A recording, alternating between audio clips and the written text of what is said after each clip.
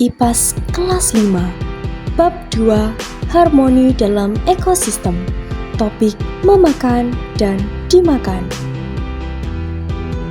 Kelas Sains Budeli. Halo adik-adik, selamat datang di video pembelajaran kali ini. Kalian pasti sudah siap untuk belajar hal baru, bukan?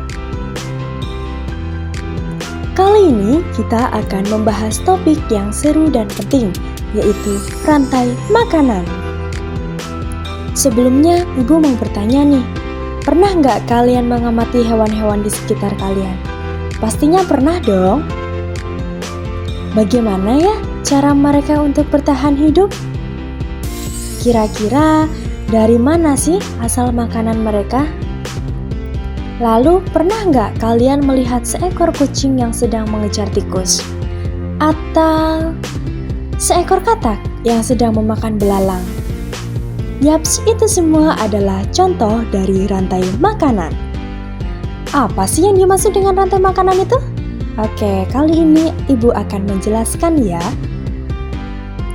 Rantai makanan merupakan peristiwa makan dan dimakan yang terjadi di alam. Setiap makhluk hidup pasti membutuhkan makanan untuk bertahan hidup. Maka dari itu, rantai makanan memiliki peran yang sangat penting. Yang pertama ada rantai makanan. Rantai makanan adalah urutan perpindahan energi makanan dari tumbuhan hijau atau biasa disebut dengan produsen ke herbivora, yakni hewan pemakan tumbuhan dan seterusnya. Jadi, rantai makanan adalah urutan makan dan dimakan antar makhluk hidup di suatu lingkungan atau ekosistem. Semua makhluk hidup yang ada di bumi ini saling terhubung. Yang satu menjadi makanan bagi yang lain. Contohnya ada rumput. Nah, rumput ini akan dimakan oleh belalang. Belalang akan disantap oleh katak, karena makanan katak adalah serangga. Kemudian, katak akan dimakan oleh ular, dan ular akan dimakan oleh burung elang. Terakhir, burung elang setelah mati akan diproses oleh dekomposer menjadi jamur. Nah, itu tadi adalah contoh dari rantai makanan. Setiap makhluk memiliki perannya masing-masing. Ada yang membuat makanan, ada yang memakannya, ada juga yang menguraikan sisa-sisa makhluk hidup yang sudah mati. Nah, sekarang kita akan berkenalan terlebih dahulu dengan bagian-bagian dalam rantai makanan. Yang pertama ada produsen, yakni makhluk hidup yang bisa membuat makanannya sendiri seperti tumbuhan hijau.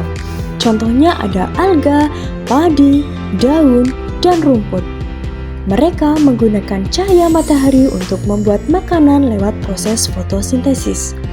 Fotosintesis adalah proses di mana tumbuhan memasak makanannya sendiri menggunakan energi dari matahari, air, dan karbon dioksida. Kedua ada konsumen, dibagi menjadi konsumen tingkat 1, memakan produsen, biasanya hewan pemakan tumbuhan seperti kambing, kelinci, sapi, tupai, ataupun rusa.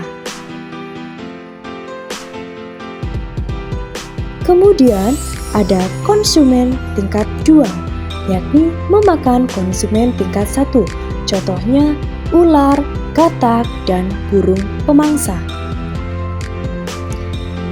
Lalu ada konsumen tingkat 3, yakni memakan konsumen tingkat 2, contohnya elang dan harimau. Mereka sering disebut sebagai pemangsa puncak atau top predator. Terakhir ada dekomposer, yakni jamur dan bakteri yang menguraikan makhluk hidup yang mati agar zat gizinya kembali ke tanah dan menjadi pupuk. Contoh rantai makanan di sawah. Ada tanaman padi yang dimakan oleh tikus, tikus dimakan oleh ular, ular akan dimakan oleh burung elang, dan elang setelah mati akan diuraikan oleh dekomposer menjadi bakteri dan jamur.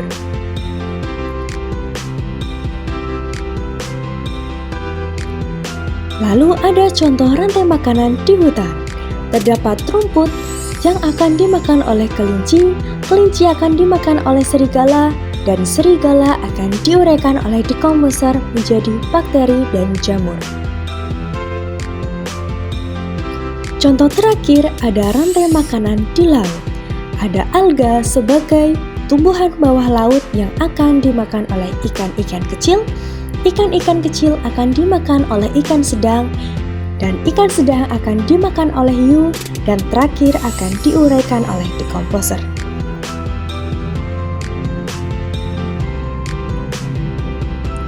Nah, semua rantai makanan ini menunjukkan bahwa setiap makhluk hidup memiliki peran yang sangat penting.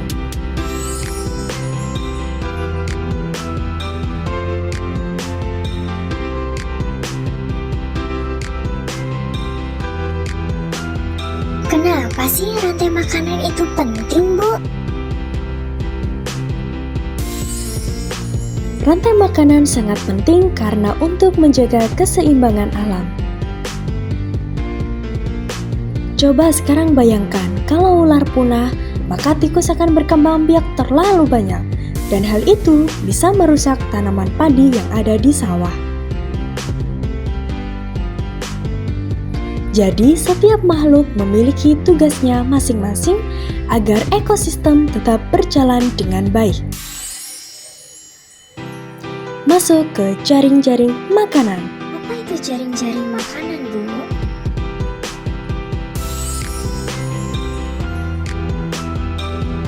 Kalau dalam rantai makanan hanya ada satu urutan, maka dalam jaring-jaring makanan, satu hewan bisa makan lebih dari satu jenis makanan.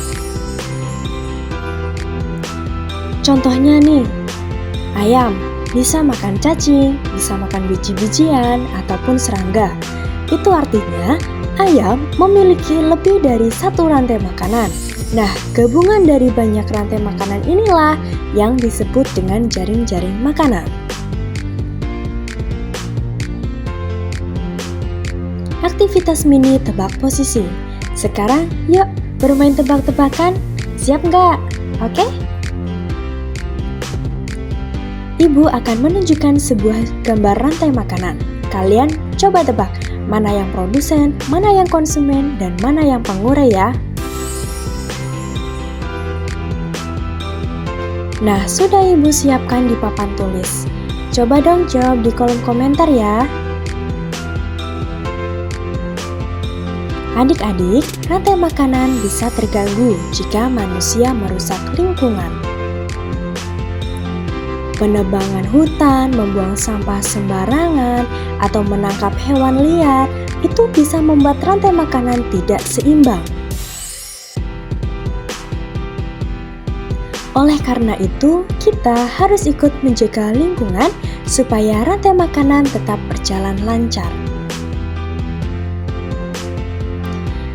Sudah sampai di penghujung pembelajaran nih. Kesimpulannya, rantai makanan adalah urutan makan dan dimakan antar makhluk hidup. Ada produsen, ada konsumen, dan ada pengurai. Rantai makanan menjaga keseimbangan alam. Kalau satu makhluk hilang, seluruh ekosistem bisa terganggu.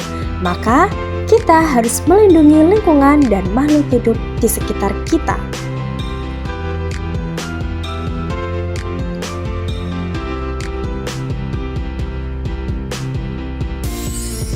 Wah, seru sekali ya belajar kali ini. Terima kasih sudah ikut belajar bersama kami. Jangan lupa untuk selalu menjaga alam dan hewan-hewan di sekitarmu. Sampai jumpa di video pembelajaran berikutnya. Oh iya, Ibu mau nanya, kalau kamu jadi hewan, kamu mau jadi bagian mana di rantai makanan?